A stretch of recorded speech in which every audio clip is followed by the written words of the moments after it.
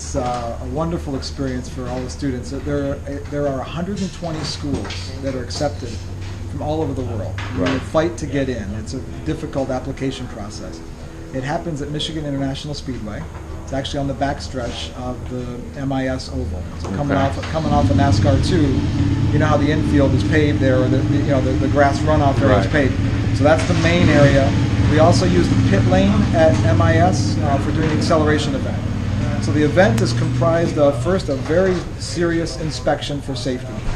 Number 2, engineering design judging. Students are asked a battery of questions by judges who are really experts. Right. Folks from General Motors, folks from Pratt & Miller, folks from the racing industry that really know their stuff. Then we do static events.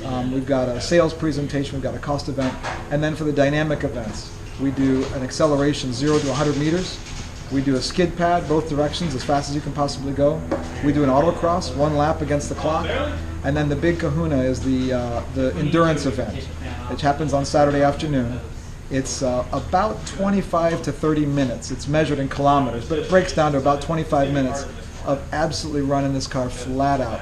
2 drivers with a driver change, and it's a lot of fun. It's very exciting. There's no wheel-to-wheel passing, but they do have passing zones set up on the track, so if you catch somebody, you can get waved with a blue flag into a safe zone and you can go by them. It's a lot of intensity. The students work really hard all year to get there, and then once you're there, it's long days, it's long evenings, but it's a great experience. It's one the students will never forget.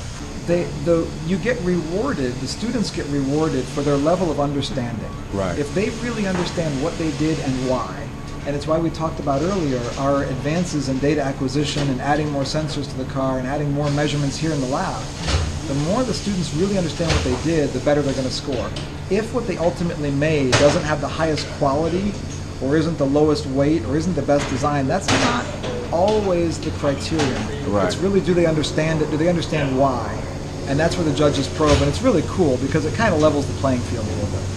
My confidence level is really high. Last year with ERAU 3, we saw the pace in the car. We finished 32nd in the autocross. And just to give you an idea, the teams from Germany and Austria are exceptionally competitive.